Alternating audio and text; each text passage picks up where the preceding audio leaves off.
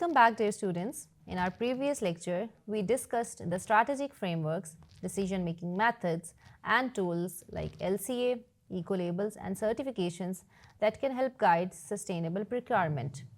We learned how to combine these tools to evaluate suppliers and purchasing options while balancing cost, quality, and sustainability. Today, we will focus on the limitations and risks that procurement managers face when implementing sustainable procurement practices. With these tools are increasingly and incredibly useful, they are not without challenges. We will discuss limitations of LCA and how data quality and boundary choices can bias results, the imperfections of certifications and the risks of over-reliance on them, the variable cooperation of suppliers and how governance, incentives and capacity are essential for successful collaboration, the changing regulatory landscape and how it can impact sustainable procurement practices.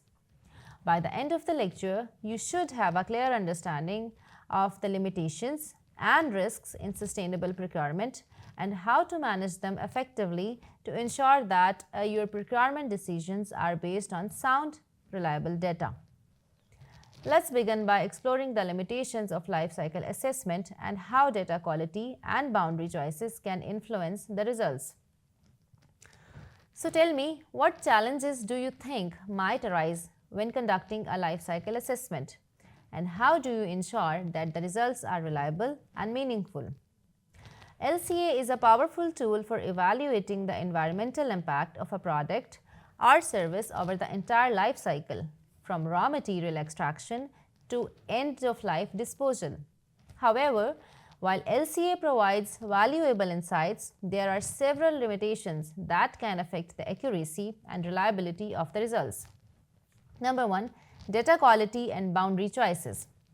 One of the key challenges in LCAs is the quality of the data used to assess the environmental impacts. LCA relies on inventory data, which includes inputs, material energy, and outputs, that are emissions and waste, at each stage of the product life cycle.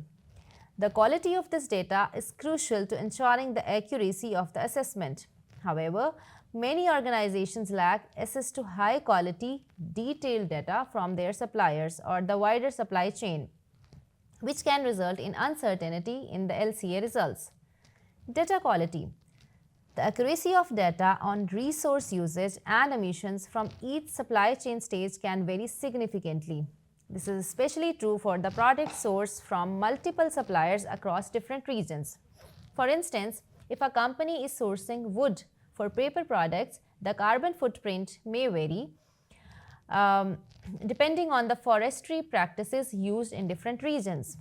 Boundary choices. The boundaries of the LCA are also a critical consideration.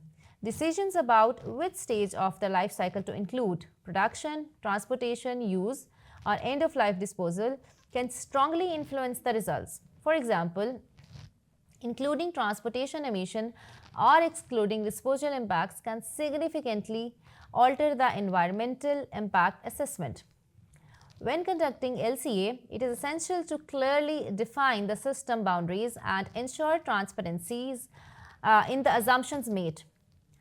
Failing to account for key stages of the life cycle and using inconsistent data can result in biased or incomplete assessments.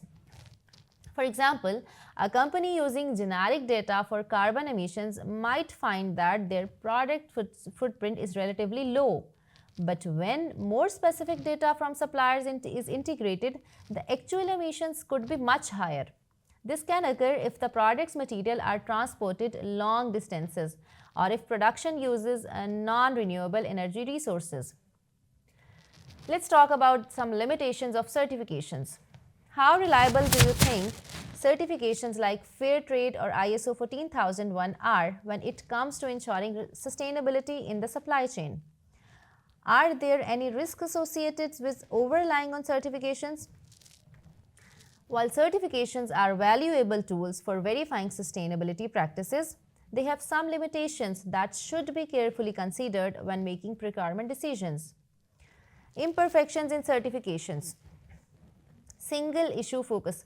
Most eco-labels and certification focus on a single aspect of sustainability, such as environmental performance or social equity. Fair trade ensures that producers receive fair wages, but it does not necessarily guarantee that the product is environmentally sustainable.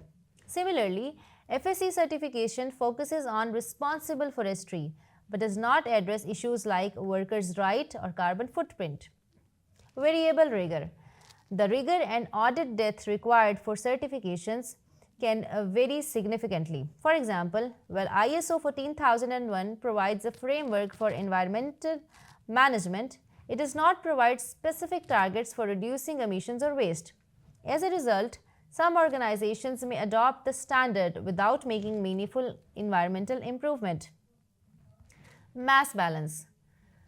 In some cases, certified volumes of sustainable products do not guarantee that the specific unit purchased is actually sustainably sourced.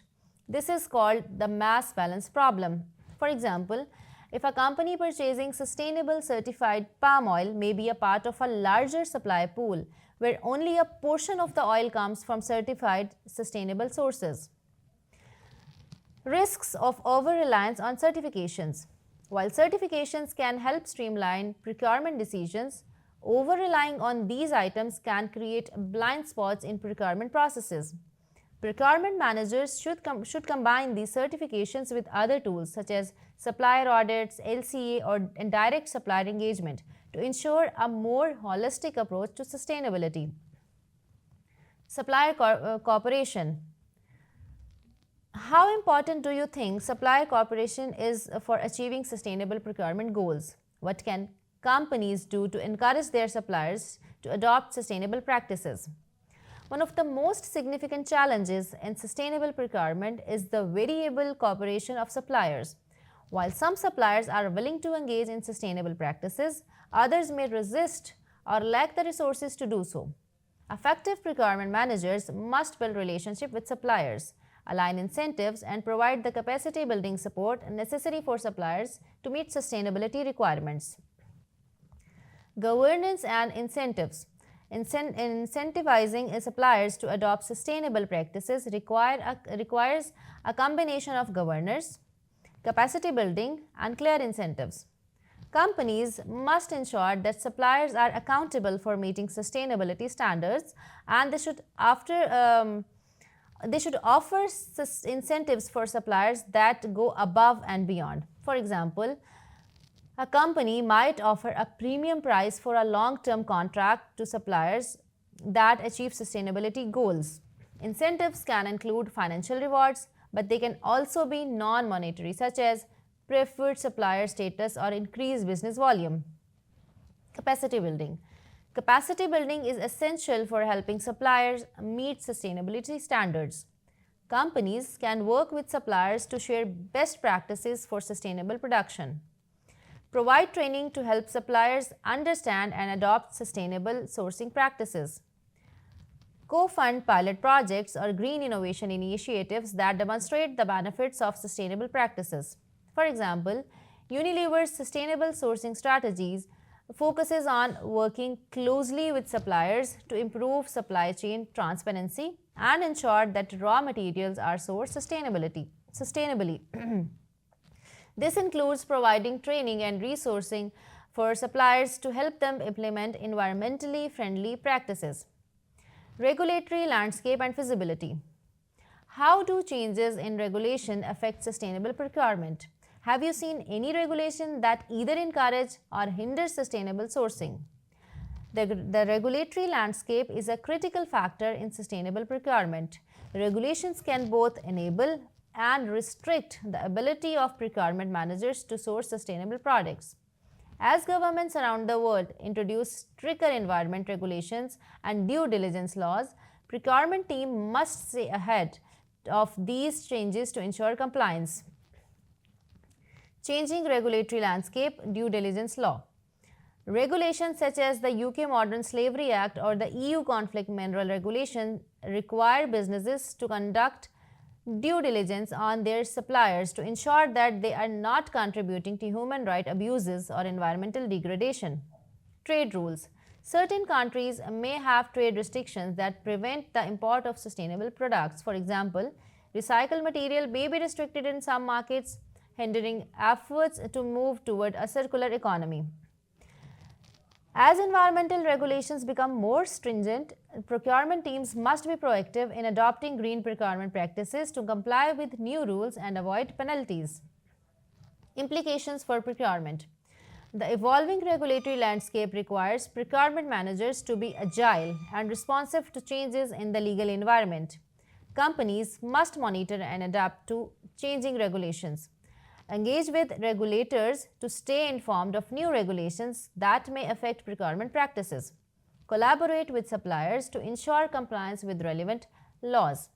So, to conclude it all, LCA has limitations related to data quality and boundary choices, and companies should be transparent in their assumptions when conducting assessments. Certifications and eco-labels are useful but imperfect tools. Over-relying on them can create blind spots, and they should be combined with other methods like supplier audits. Supplier cooperation is essential for achieving sustainable procurement goals, and procurement managers must invest in capacity building and incentivize suppliers to adopt sustainable practices. The changing regulatory landscape requires procurement managers to stay ahead of due diligence laws and trade regulations to ensure compliance and maintain sustainability. In the next lecture, we will continue exploring sustainable procurement with a focus on sector-specific case studies and best practices. Thank you so much.